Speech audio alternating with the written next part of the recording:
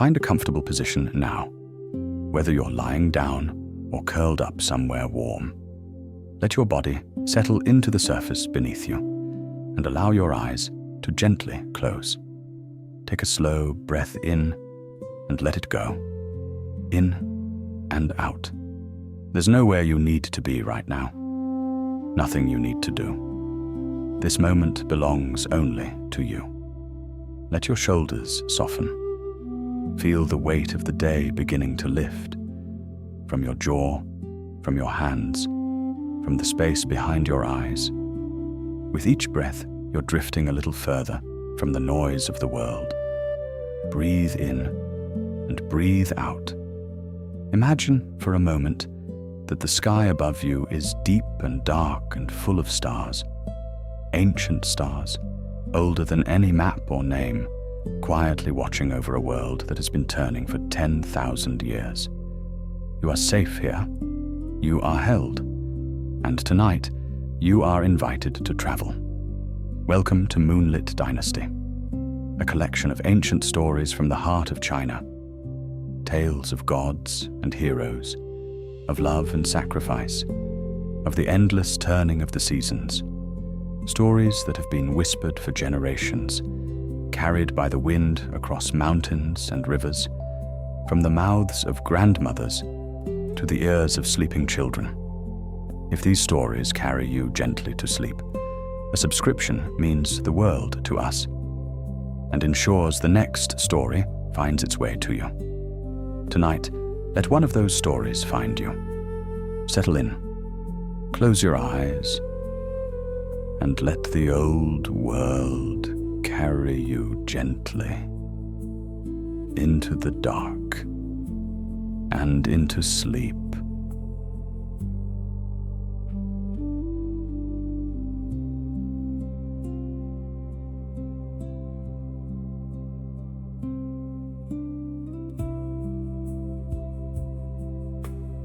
At the western edge of the mortal lands, where the plains broke into hills and the hills broke into mountains, there stood a fortress called Chen Tang Pass. It was older than most of the families who lived inside it. The stones of its outer walls had been laid down so long ago that no one remembered the men who had laid them, only the names of the generals who had since defended them. The wind that came down from the mountains in winter was sharp enough to crack lips and dry the ink in writing brushes. The wind that came up from the valleys in summer was warm and slow and smelled of river silt and pine resin. Chen Tang Pass was not a city in the way the great capitals were cities. It was a garrison town, a place built around a single purpose: to watch the road that came down from the high passes and to guard the kingdom from whatever might come along that road. There were soldiers' barracks and a drill yard. There were stables and granaries and a small market that opened at dawn and closed at midday. There were 3 temples, one to heaven, one to the mountain, and one to the river that ran past the southern wall. There were lanterns that burned at the gates from dusk until dawn, and there were watchmen who climbed the ramparts and called the hours through the long, cold nights. The man who commanded Chen Tang Pass in those years was General Li Jing. He was a soldier of the old kind, careful and quiet, the sort who polished his own armor each evening, rather than leaving it to a servant. He was tall and lean, with a square, considering face, and he wore his hair pulled back tightly under his helmet, even in his own house. He had served the throne for many years, and had been rewarded with this command, which was both an honor and an exile, depending on how one looked at it. Li Jing did not complain. He had asked for the quiet. He had wanted a place where he could think.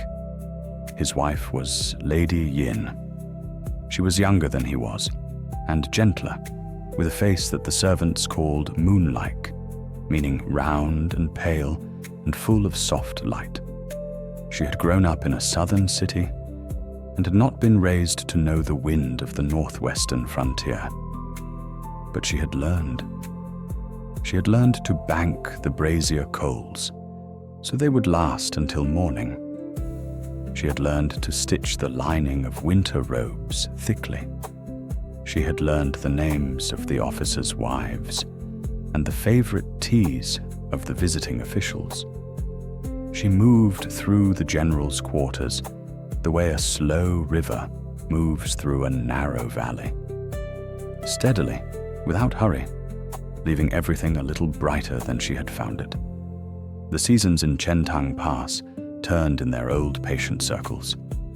Spring came late and went early. Summer was brief and brilliant. Autumn was a long red breath. Winter was long and patient and silent and full of stars. The drum on the high tower beat the hours. The watchman called the watches. The market opened and closed. Snow gathered on the eaves and melted in the noon sun. Year followed year. The boy who had been born to the cook's wife learned to walk. The old gate captain coughed himself to sleep one cold night and did not wake. A new gate captain was appointed. The market reopened in spring. In the general's quarters, on quiet evenings, Li Jing would sit with Lady Yin, and they would speak of small things: the wheat harvest, a letter from the capital, the health of a horse. They had 2 sons already, Jinja and Muja, both grown now, both gone to study at distant mountains under immortal masters. The house was quieter than it had once been.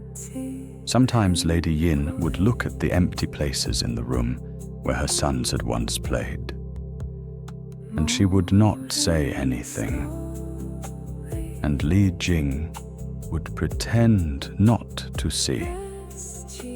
So the years turned, and so in time, the strange thing began.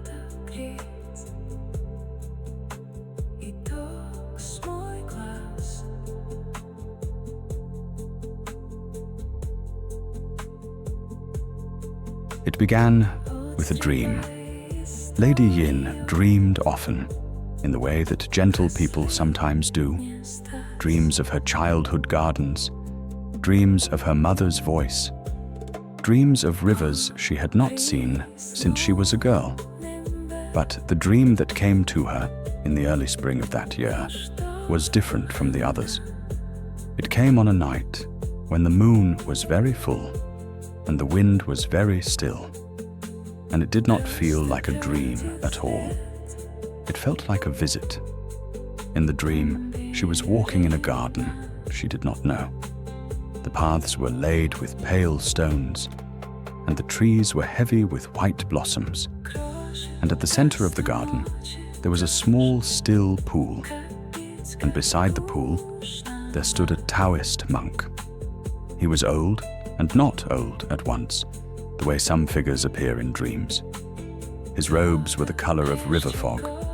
His beard was long and white and very soft-looking. His eyes were calm and held a kind of mountain quietness in them. He was smiling. He held out his hand, and in the palm of his hand there was a pearl. The pearl was not like any pearl she had ever seen. It was red and gold at the same time, as though a small sun had been folded into a small moon, and it turned slowly in his palm, throwing soft, warm light across his fingers and across her face. It hummed faintly. She could feel the hum in her teeth and in the bones behind her ears. The monk said nothing. He only held the pearl out toward her, patient and kind, as if he had been waiting a long time to give it to her. She reached out and took it. It was warm. It was heavier than it looked. And the moment her fingers closed around it, she understood, in the wordless way one understands things in dreams, that she had been given something that belonged to her. that had always belonged to her, that she was simply now receiving. She woke. The room was still. Li Jing slept beside her, breathing slow. The lamp had burned out. Her hand was still curled around something that was no longer there. Within the moon, she knew that she was carrying a child. She told Li Jing the next morning. He sat very still for a long moment, and then his face opened in the small, careful way that meant he was happy. He took her hand. He said the proper formal things a man of his station was meant to say. Then he said, more softly, that he was glad. He went out to the drill yard that day and worked the soldiers harder than usual, which was his way of containing a feeling too large to be sat with. The months passed. The cherry blossoms came and went. The summer rains came and went. The autumn moons came and went, 3 of them, full and bright and round. And the child did not come. Winter came and went. Spring again. Summer again. Lady Yin grew heavier, but not in the way other women grew heavy. There was no hurry in her body. The child within her seemed to be sleeping in some place far away from time. Sometimes she would feel a slow turning beneath her ribs, like a great fish moving in deep water. Sometimes she would feel nothing for days. The servants whispered. The midwives shook their heads and would not meet her eyes. Li Jing sent for physicians, who came and bowed and examined her and went away again, saying careful, useless things. 3 years passed. Then 6 months more. Lady Yin walked in the small garden behind the general's quarters in the last warm days of autumn, one hand on the small of her back, the other resting lightly on the great round of her belly. The leaves came down red and gold around her. Inside her, the child turned slowly, like a pearl in a slow river, and she did not know what he was, only that he was hers, and that he was almost ready at last to come.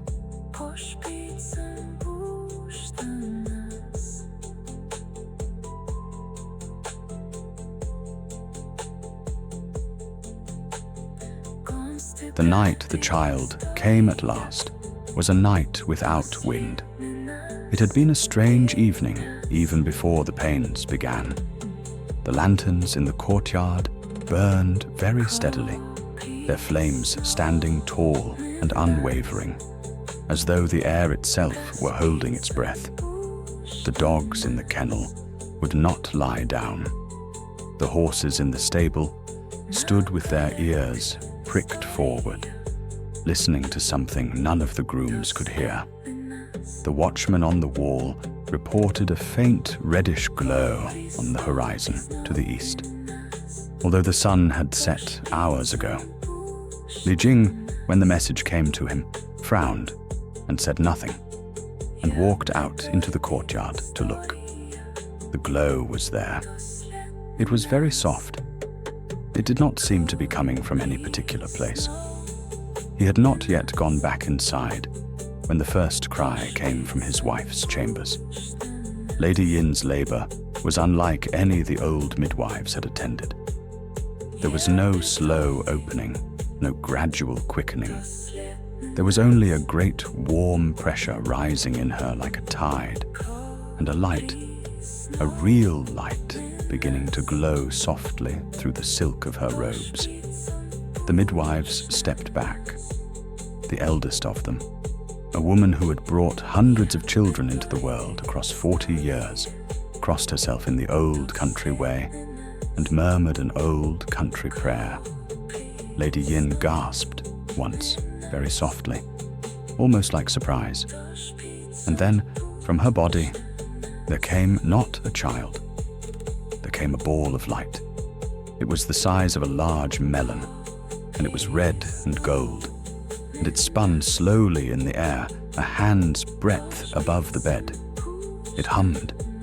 It threw warm light across the painted ceiling. across the lacquered screens, across the stunned faces of the women in the room. It turned and turned slowly, as if it were thinking. The midwives could not move. Lady Yin lay back on her pillows, exhausted, eyes wide, and she looked at the ball of light with a tenderness that contained no fear at all, as though she recognized it, as though she had been expecting exactly this. The door slid open. Li Jing stood in the doorway with his sword half drawn. He had run from the courtyard at the sound of the women's cries. He had not stopped to put on his outer robe. He stood there now, with his armor unbuckled and his hair loose, staring at the spinning ball of red gold light hovering above his wife's bed. For a long moment, he did not move. He was a soldier. He had stood in many strange places, in battle and in council, and he had learned long ago how to make his face still even when his heart was not. But this was not a thing he had been trained for. This was not a thing any general had ever been trained for. He stared, and the light spun, and the women held their breath. Then a thought crossed his mind. A soldier's thought, fast and cold. A demon. Something of darkness that had taken his wife's pregnancy as a hiding place. Some monstrous birth meant to bring ruin on his house and on the pass he commanded. He moved before he had finished thinking. The sword came out of its sheath in one long, smooth motion. He took 2 steps forward and brought the blade down across the spinning light. The ball split open like a fruit. The light did not die. It poured outward, soft and warm, washing over Li Jing's face, over the midwives, over Lady Yin in her bed, and out of the broken light where the ball had been, a small body tumbled gently down onto the silk coverlet. A baby boy, plump and perfect, his skin pink with newness, his small fists raised. He was laughing.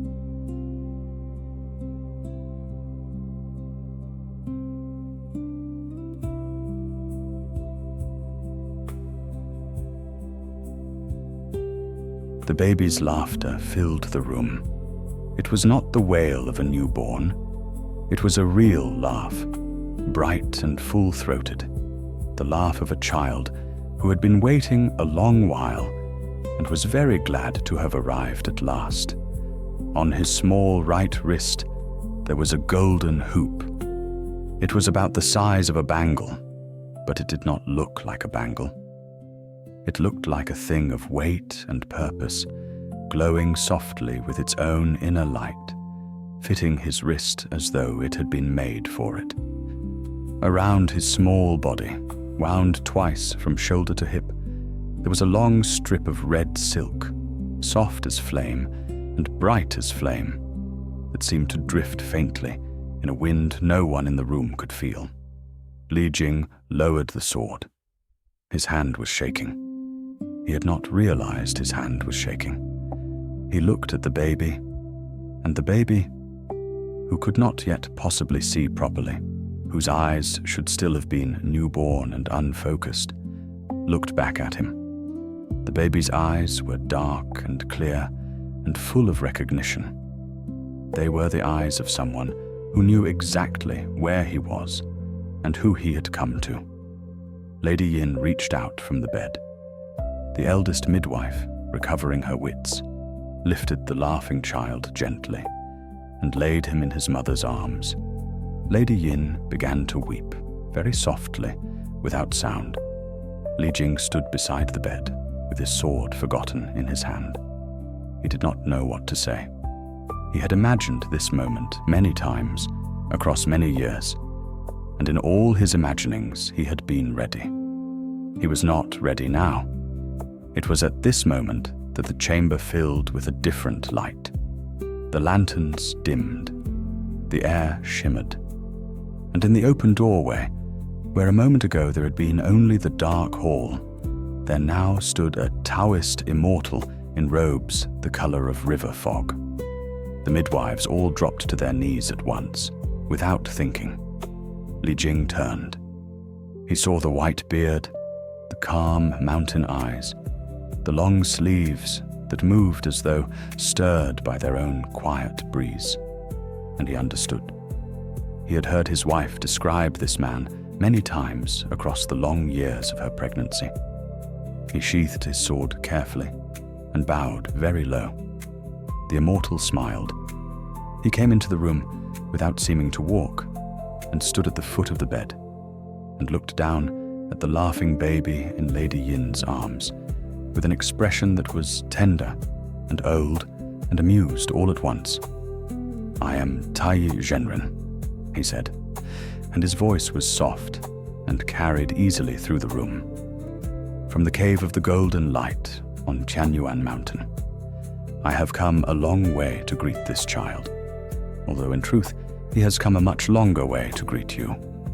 He laid one hand very gently on the baby's forehead. The baby stopped laughing and gazed up at him with serious, dark eyes. "This is no ordinary infant," the immortal said. "He is the spirit pearl, the Lingzhuzi, who has dwelt in the cave of cultivation for ages beyond your counting. The heavens have an appointment for him in the years to come, and so he has been sent down into the mortal world to be born of mortal parents, to grow into the body he will need for what is to come. The hoop upon his wrist is called the universe ring. The silk about his body is called the mixed heaven silk. These belong to him. They have always belonged to him." He paused. He looked at Li Jing with great kindness. "General, you have a third son. His name is Nezha." Li Jing tried to speak. He could not. He bowed again, deeply, to hide his face. When he looked up, the immortal was already fading, the way mist fades when the sun touches it. The lanterns brightened again. The room was warm. The baby, or Nezha, was already asleep in his mother's arms. One small hand curled around the edge of the red silk. His face peaceful as a small moon.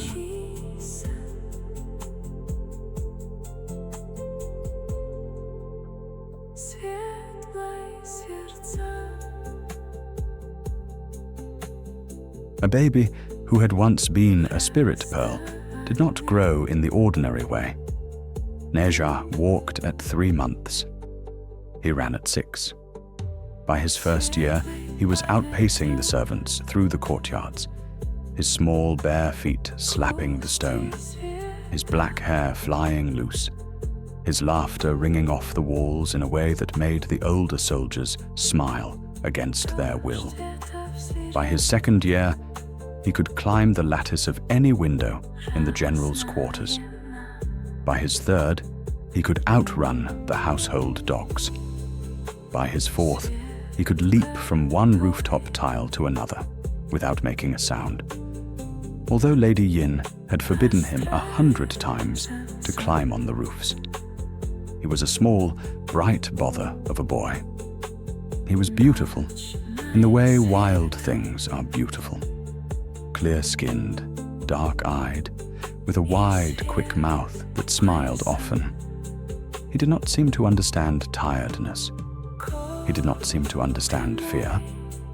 He treated the household like a sea he was swimming through, and he greeted everyone he met, from the highest officer to the lowest stable boy, with the same direct, interested gaze, as though he were trying to remember where he had seen them before. The universe ring and the mixed heaven silk were always with him. The ring sat upon his wrist as easily as a child's bracelet, but when he was excited, it would lift faintly off his skin and turn very slowly in the air, throwing a ripple of gold light across the courtyard stones. The red silk wound around him like a second garment. When he ran, it streamed out behind him as though caught in a high wind, even on still days. When he was angry, it lashed in slow coils through the air. When he slept, it lay quietly across him like a blanket, breathing as he breathed. Lady Yin loved him without complication. She had carried him for 3.5 years. She had known him before she had seen him. She brushed his hair in the mornings and tied it into 2 small loops on the top of his head. And she sang to him the songs of her southern girlhood. And she held him in her lap in the evenings and felt the warm, small weight of him and was happy. Li Jing loved him too, although his love was a more difficult country. The general would watch his youngest son race across the drill yard, scattering chickens, leaping the low wall as easily as another child might step over a stick. And he would feel something tighten in his chest that he could not name. It was not displeasure. It was something more like worry, and more like awe, and more like the slow, careful watchfulness of a man who has been handed a torch and is trying to carry it without burning down his own house. He had been a soldier all his life. He understood ordinary boys who could be taught discipline and duty and obedience. He did not know how to raise a child who could already outrun his fastest horse, who carried weapons of heaven on his small body, who had been sent down into the world for purposes the general had not been told. So he did what he could. He spoke to Nezha sternly when the boy broke something or climbed where he had been told not to climb. And Nezha would listen, head tipped, dark eyes very serious, and then would nod, and then almost certainly would do the thing again the next day. He would order extra guards on the inner gates so that Nezha could not slip out into the town. He would lie awake at night and listen, and he would not sleep until he heard the soft sound of his son's breathing from the small room down the hall. It was in Nezha's 5th year that Taiyi Genren came again.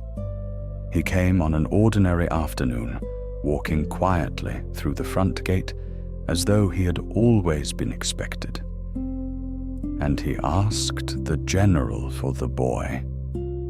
Nezha, the immortal said, was ready to begin his lessons.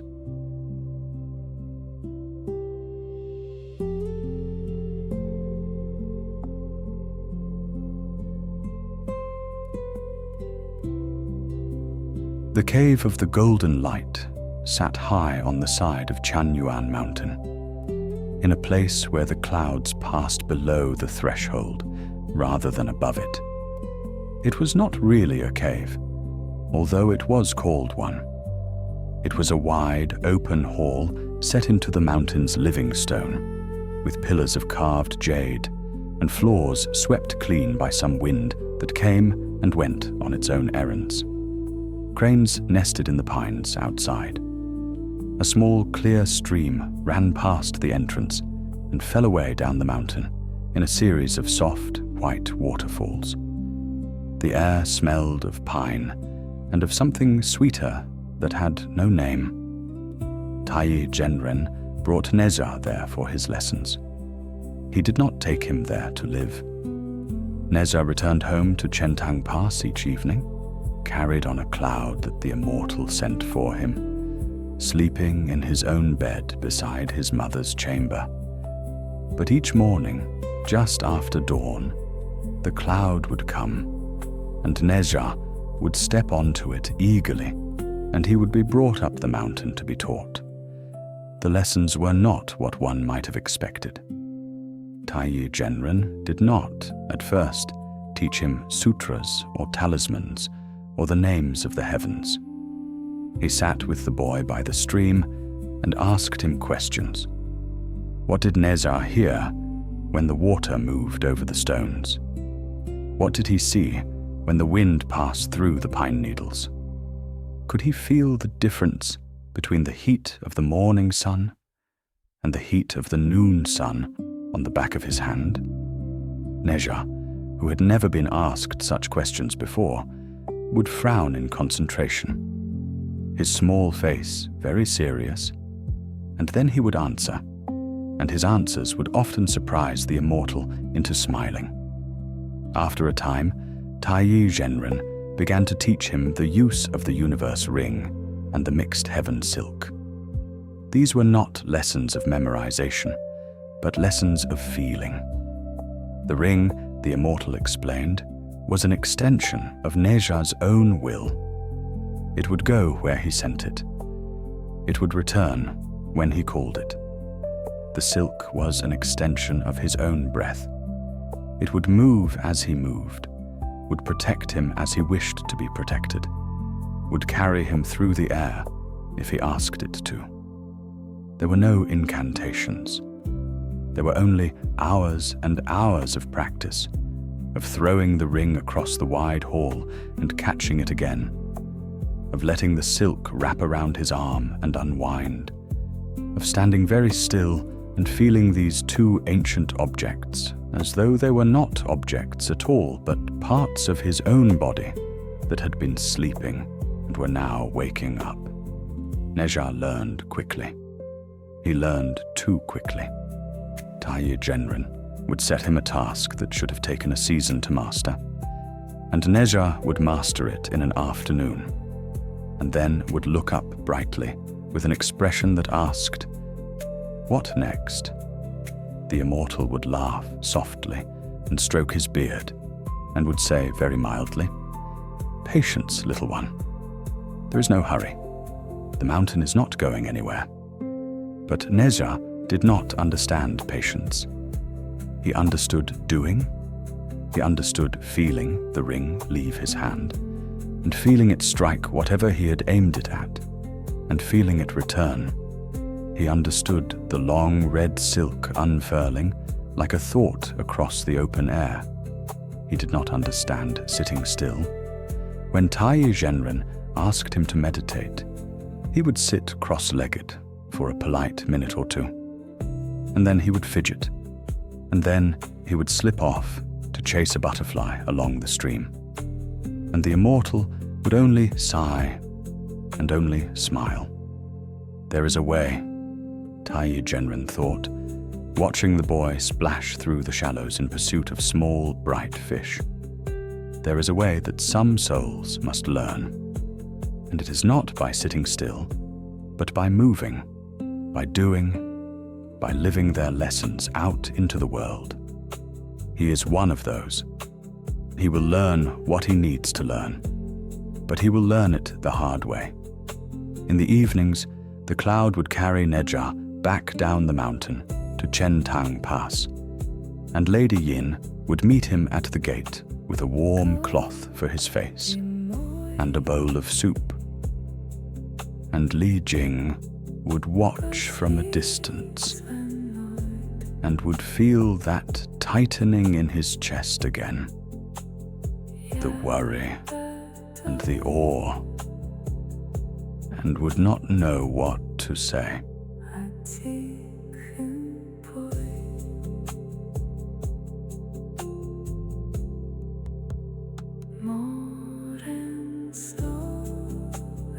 The summer of Nezha's 7th year was the hottest summer that anyone in Chen Tang Pass could remember. The sun rose early and white and stayed white all day. The wells dropped. The river ran low and slow and warm.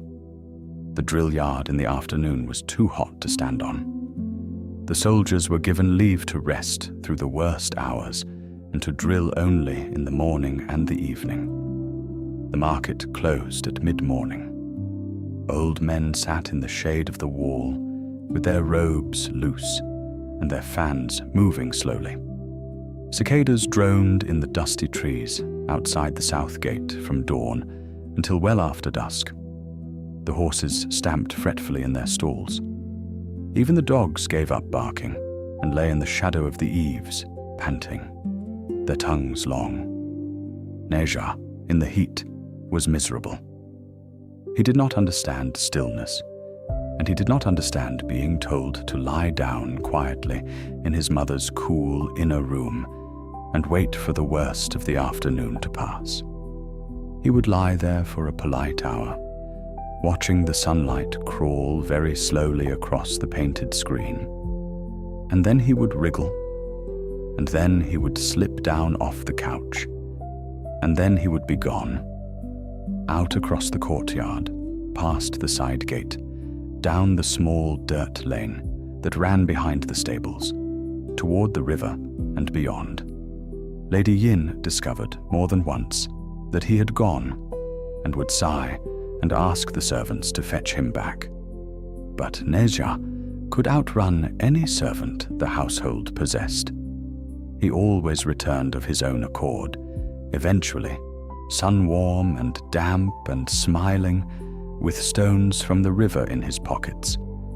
And the household let him have his small wildness, because there was no real way to stop him. On one such afternoon, in the deepest part of the summer, Nezha slipped away farther than usual. He left through the south gate, past the cicada-loud trees, down the long dry road that led southeast toward the coast. He had never been to the sea. He had heard the cook's husband, who had once been a fisherman, speak of it. He had heard the visiting merchants speak of it. He wanted, that afternoon, to see it. He ran the long road easily. The mixed heaven silk trailed behind him like a slow red flame. The universe ring on his wrist warmed faintly to the rhythm of his breathing. The dry fields gave way to low scrub. The scrub gave way to dunes. The dunes opened, and there at last, very suddenly, was the eastern sea. He stopped at the top of the last dune and stared. It was enormous. He had not been prepared for how enormous it would be. It went on and on and on, blue and silver and gold all together, until it met the white sky at a line so far away it did not look like a line, but like an idea. The waves rolled in slow, even rows toward the shore, and broke softly, and ran up the wet sand, and pulled back again. The air smelled of salt and weed, and of something deeper, something old and cold that came from far beneath the surface. Gulls turned slowly in the sky above the water, white as paper cuttings. Nezha laughed aloud. He ran down the dune and across the hot sand and into the shallows, and the cool of the water on his ankles was the most wonderful thing he had felt in many weeks. He waded out until the water came to his knees, then to his thighs. He splashed, he shouted, he picked up handfuls of the sea and threw them in shining arcs into the air. Then, because it was warm and he was happy, he unwound the mixed heaven silk from around his shoulders, and he dipped its long red length into the sea, and he began to spin it in a slow, wide circle through the water. He did not know what the silk was doing. He did not know that the mixed heaven silk, when dipped into water and spun, did not stir only the water it touched. He did not know that its slow red turning sent great pulses of heat and motion outward and downward, through the shallows, through the deeps, through the cold, dark trenches where the dragons lived, all the way down to the gates of the dragon palace itself. He only knew that the water was cool, and the silk made bright red ribbons through the green of the sea, and that, for the first time in many days, he was not too warm.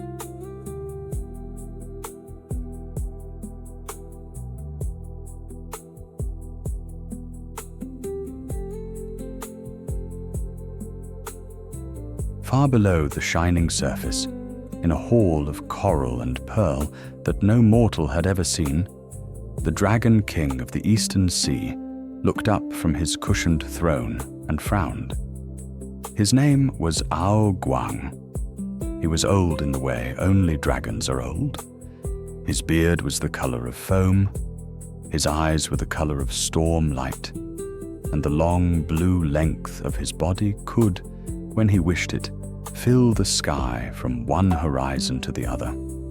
He had ruled the eastern waters for so many ages that he had stopped counting them. He was used to a certain peace.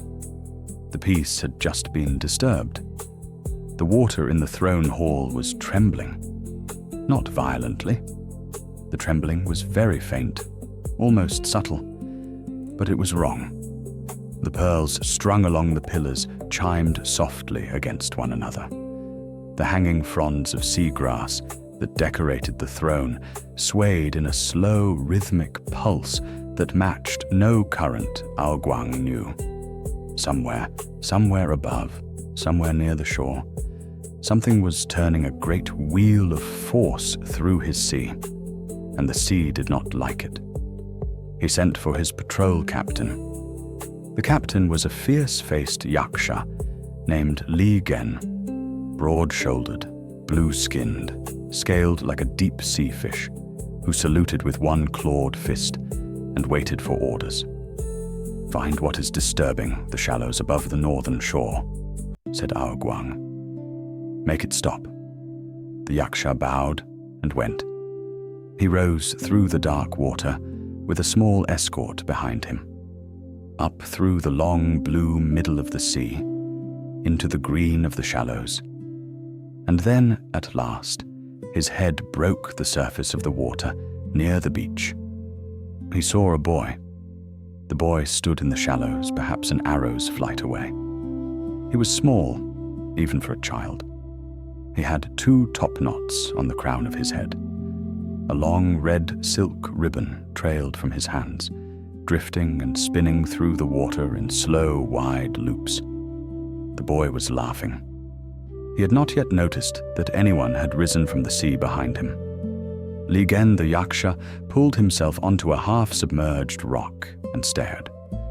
For a long moment, he did not believe what he saw. A child. A human child. A small mortal boy with a piece of cloth, disturbing the entire ocean. It was absurd. It was insulting.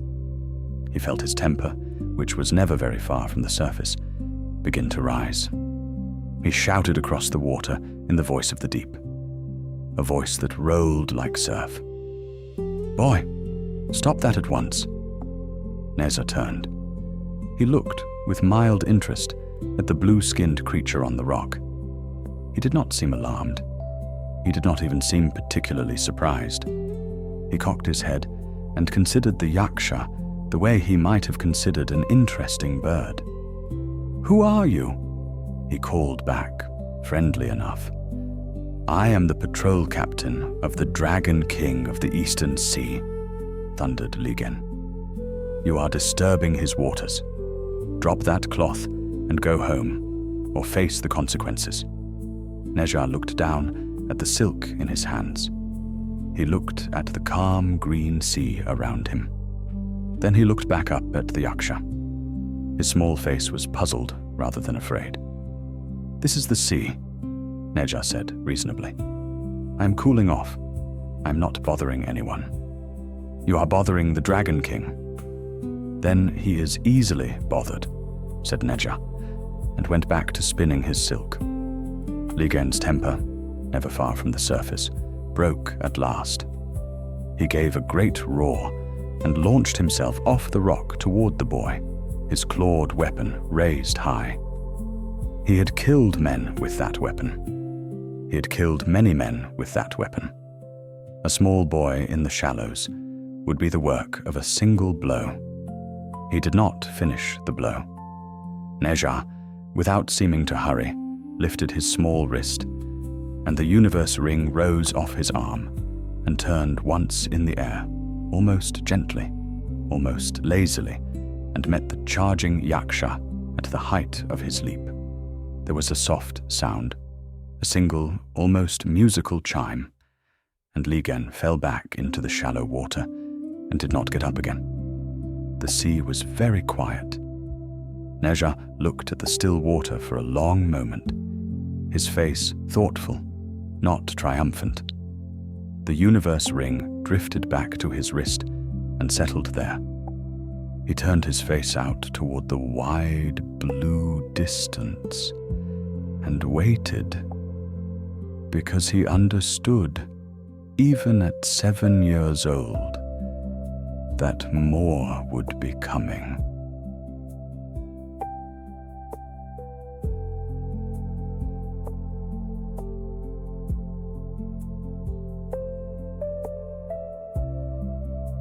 Word ran swift through the water. It ran along the cold currents, down the long blue corridors of the Middle Sea, down through the dark trenches, into the great hall of the Dragon Palace, where Ao Guang the Dragon King heard the news and felt, for the first time in many years, a real anger move through him. His patrol captain dead, killed by a boy, a mortal boy, standing in the shallows of his own sea. He turned to his sons. His sons were 3. The 2 eldest were already grown and stern and busy with the affairs of distant waters. The youngest, the 3rd, was still at home, still in the palace, still beloved.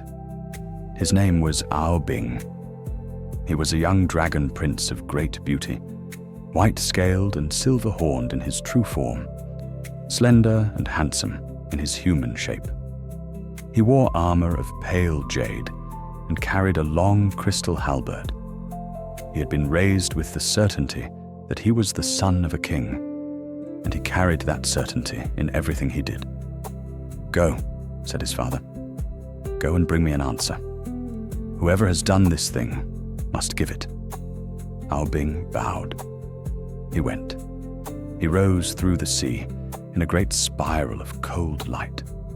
The water parted before him as it had parted for his ancestors.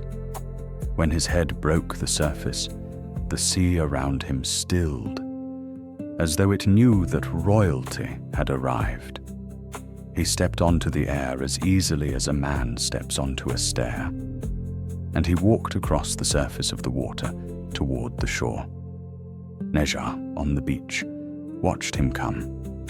The mixed heaven silk was wound again about Nezha's shoulders. The universe ring rested on his wrist. He had pulled his small bare feet up out of the cool water and was sitting on the wet sand, his arms wrapped around his knees, watching with great interest the figure who walked toward him across the sea. He was not afraid. He had never, in his short life, learned how to be afraid. He was, in fact, curious. Ao Bing stepped onto the sand. He was much taller than Nezha. His armor caught the late sunlight and threw it back in cold, pale flashes. His halberd was as long as he was tall, a great shaft of crystal with a blade of blue ice at its head. He looked down at the small boy on the beach with the contempt of a young prince who has been told that a great matter requires his attention and has arrived to find a child. "You," he said, "killed my father's captain." "He attacked me," Nezha said. He stood up, brushing sand from his knees. "I did not want to. He attacked me first. He was carrying out my father's command. Then your father gave a bad command." Ao Bing's face did not move, but the air around him grew suddenly colder. The waves at the edge of the beach, which had been rolling in their usual slow lines, began to break in white, sharp peaks. "Boy," said the Dragon Prince, and his voice was now very soft, which was worse than if he had shouted. "You will return with me to my father's hall. You will offer him your apologies. You will accept his judgment, or I will pull every drop of water in the 4 seas up onto this shore, and your village, and your father's pass, and you, and we will see what is left when the tide goes out." It was the kind of threat that should have made a grown man's knees give way. Nezha tilted his head.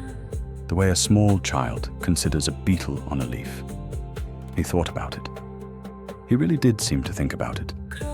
Then he smiled, and the smile had nothing in it but sunlight and salt. "No," he said, almost kindly. "I don't think I'll do that. Your father isn't my father, and I haven't done anything I'm sorry for. Yaksha hit me first, you know. And the children. He was going to take the children." Aobing's beautiful face did not change, but the sea behind him changed. It rose in a slow, long breath, the way a sleeping animal rises when it has decided to wake. "Then," said Aobing, "we fight." "All right," said Nezha. What followed was not what you would call a battle. It was slower than that, and stranger. Aobing lifted his hand, and a column of water rose with it, taller than the watchtower of Chen Tang Pass, and it leaned over the boy like a question. Nezha looked up at it, the way you might look up at a tall tree. Then he stepped sideways, almost lazily, and the column came down where he had been, and the sand drank it. Nezha lifted the red silk sash from his shoulder. It uncoiled and lengthened in the air, the way a flame lengthens when you breathe on it, and it became a long red ribbon of fire that he held loosely in one hand. He swung it, not hard, almost the way a child swings a skipping rope, and the ribbon wrote a long, bright arc through the Dragon Prince's water. The water hissed. Steam went up in a soft, white wall. They moved around one another on the wet sand, two slow shapes, almost courteous. Aobing summoned hail, and Nezha turned it aside with the gold ring at his wrist that hummed a low, pleased note. Nezha threw the ring, and the ring went through 3 pillars of rising sea like a needle going through silk, and came back to his hand. Aobing called the tide, and Nezha stood on top of the tide, as if it were a hill he had been climbing all his life. It was, in the end, not cruelty that decided it. It was simply that one of them belonged to the world a little more than the other belonged to it. Aobing lay on the sand. His robes were dark with water, and his breath came shallow. He was not dead. He was only beaten, the way a long wave is beaten when it meets a cliff and has to slide back. Nezha crouched down beside him. There was no triumph in his face. He looked, if anything, faintly puzzled, as a child looks who has won a game he hadn't quite realized he was playing. "You were going to drown the pass," he said softly. "That isn't fair. I should take something so you remember."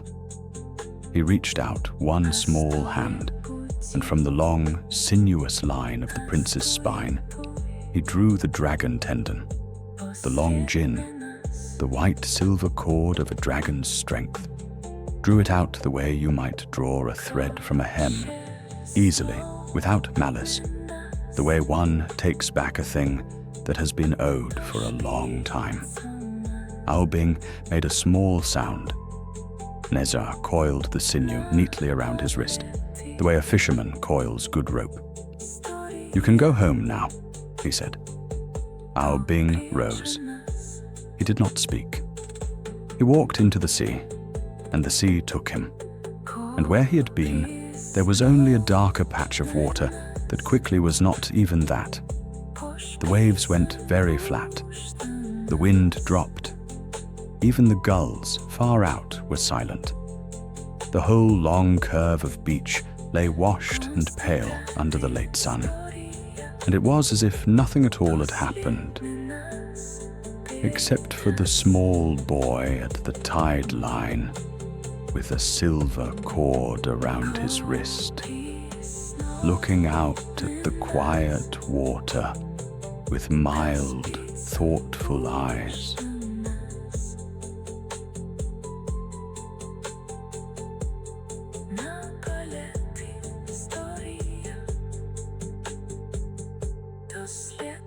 Nezha walked home along the cliff road, swinging the silver cord lightly in one hand, as if it were a bit of string he had found.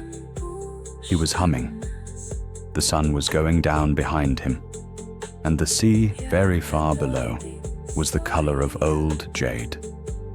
He passed a goat that lifted its head to look at him, and then went back to its grass. He passed an old woman, gathering kindling, who did not see him at all. He felt, in the simple way a child feels things, that the day had gone well. Yaksha had been wrong, and he had said so. Ao Bing had been wrong, and he had said so. Now he was going home for supper. The gate of Chen Tang Pass was open. The lamps inside the courtyard had just been lit. His mother, Lady Yin, was in the doorway with a cloth in her hand, looking out the way mothers look out when their child is not yet in. She saw him, and her whole face changed, the way a closed flower changes when the sun finds it. "Where have you been?" she said. But she was already pulling him in, her hand warm on the back of his neck. "At the sea," said Nezha. "All this time?" "Some of the time." She would have asked more, but Li Jing came out from the inner room in his underrobe with his hair half bound, having been at his desk, and he saw the silver cord in his son's hand, and he stopped. He knew what it was. He had served the Jade Emperor's banners in his youth.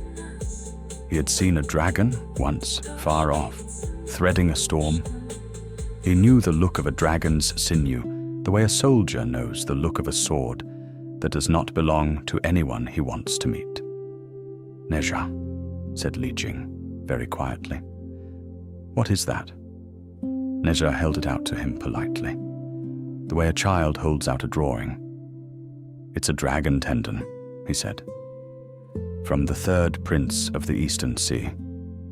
He was going to drown the pass, so I took it. I thought you would want to keep it." Lady Yin's hand went to her mouth. She did not make a sound. Li Jing took the cord. It lay across his palms, heavier than its size, cool and faintly humming, like a thing that was still partly alive. He stood very still. In his face, there were a great many things. The old soldier's awe at the weight of what he was holding, the father's fear that ran so cold down his spine he could not feel his feet, and underneath both of these, a love so wide and so unspeakable that it had nowhere to go, and so simply sat in his throat and ached. He wanted, more than anything, to gather the boy up. He wanted to say, my son, do you know what you have done? Do you know what you are?" He wanted to say, "I am proud." He wanted to say, "I am afraid." He could not say any of these things. He had never been a man who could say such things. He was a man who built walls and signed papers and stood at gates. He set the cord down on the low table.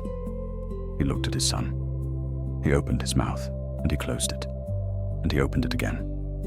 "Go and wash," he said at last. "Your hands are sandy."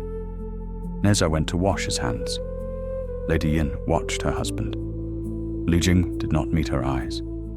He sat down slowly beside the table where the silver cord lay, and he put one hand on the cord, and he kept it there, as if he were afraid it would leave, or as if he were afraid the boy would.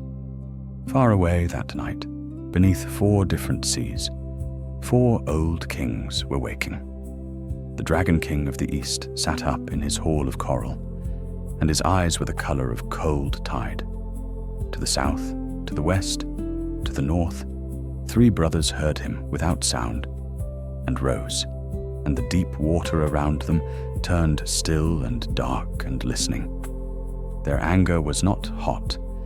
It was the slow, vast anger of something very old that has been wounded by something very small. And that kind of anger does not hurry, because it knows it does not have to. The four seas drew a long breath together and held it.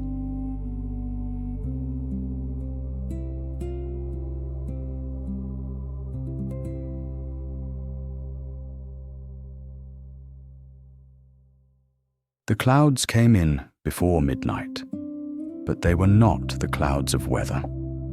They were lower than weather and heavier, and they moved against the wind. The watchmen on the walls of Chen Tang Pass saw them first and rang the bell, and then they saw what was inside the clouds and forgot to ring it again. 4 dragons came down through the night sky.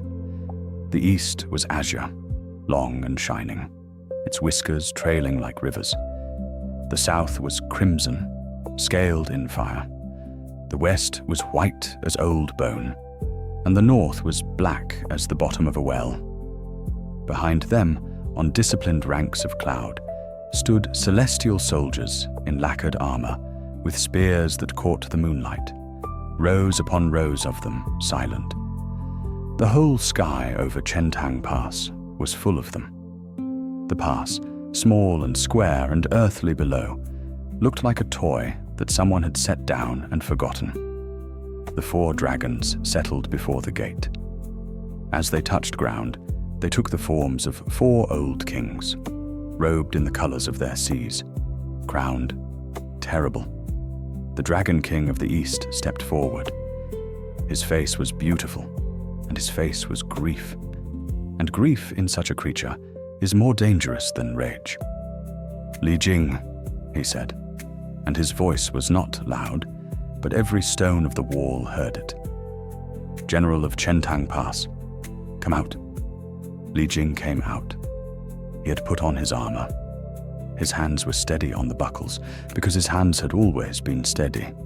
It was the rest of him that was not.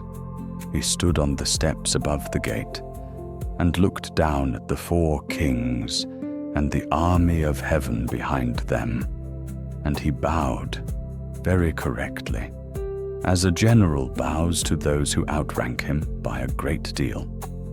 "Your Majesties," he said. "Your son," said the Eastern King, "killed my messenger. Your son injured my heir. Your son took from my heir the sinew of his dragon body and walked away with it as if it were a length of string. We have come for him. Give him to us. If you do not, we will take down this pass stone by stone, and we will take down the country behind this pass field by field, and we will not stop. Choose, General. You have until the night turns." Li Jing did not answer at once. He looked at the 4 faces. He looked at the rows of celestial spears. He looked for a moment at the dark shape of the inner courtyard behind him, where a single lamp was still burning in a small room. "I ask only this," he said. "Time to go to him." "Go," said the Eastern King. Li Jing went. He walked through the courtyard slowly. He was a general going to a war, and he was a father going to a child, and he did not know which step belonged to which. The lamp in Nezha's window was steady. Lady Yin was standing in the corridor with her sleeves pressed against her mouth. He passed her without speaking. He did not trust his voice. He pushed the door open. Nezha was sitting on the edge of his bed. He was already dressed, not in his sleep robe, but in his red sash and his soft white tunic and the gold ring at his wrist. His hair was tied. His small bare feet were set neatly on the floor. The lamp was on the low table beside him, and beside the lamp, coiled neatly, was the dragon sinew.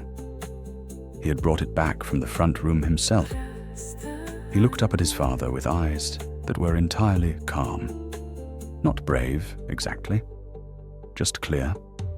The clearness of a child who has not yet learned that some things are supposed to be too large to look at. "I know," he said, before Li Jing could speak. "I heard them." Li Jing stood in the doorway. He could not come further in. If he came further in, he would not be able to do what he had to do. "Nezha," he said, and that was all he could manage. "It's all right, father," said Nezha. He stood up. He picked up the silver cord and looped it once around his wrist, like a bracelet. "I'll go out. They came for me, not for you."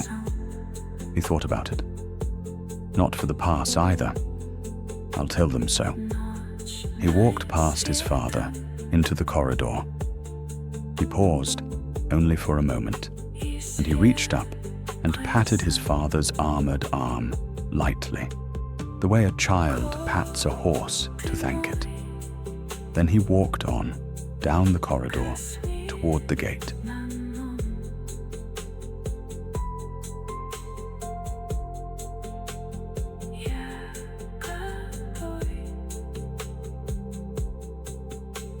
The gate of Chen Tang Pass stood open. The torchlight from inside fell a little way out onto the packed earth and stopped, as if it did not dare go further. Beyond it, the 4 kings waited, and behind the kings, the celestial army waited, and above them, the night sky pressed down so close you could feel its weight on the top of your head, like a hand laid there gently and not lifted. Nezha walked out through the gate. He looked very small. The top of his head did not reach the belt of the smallest of the kings. His feet were bare on the cool earth. The red sash moved a little around him in a wind that no one else could feel. He came forward until he was perhaps 10 paces from the Dragon King of the East. And there he stopped, and he looked up. He was not afraid. You could see that clearly, even from the wall. He was not pretending not to be afraid. He simply was not. He looked up at the 4 old, terrible faces, the way he had looked up that morning at the gulls.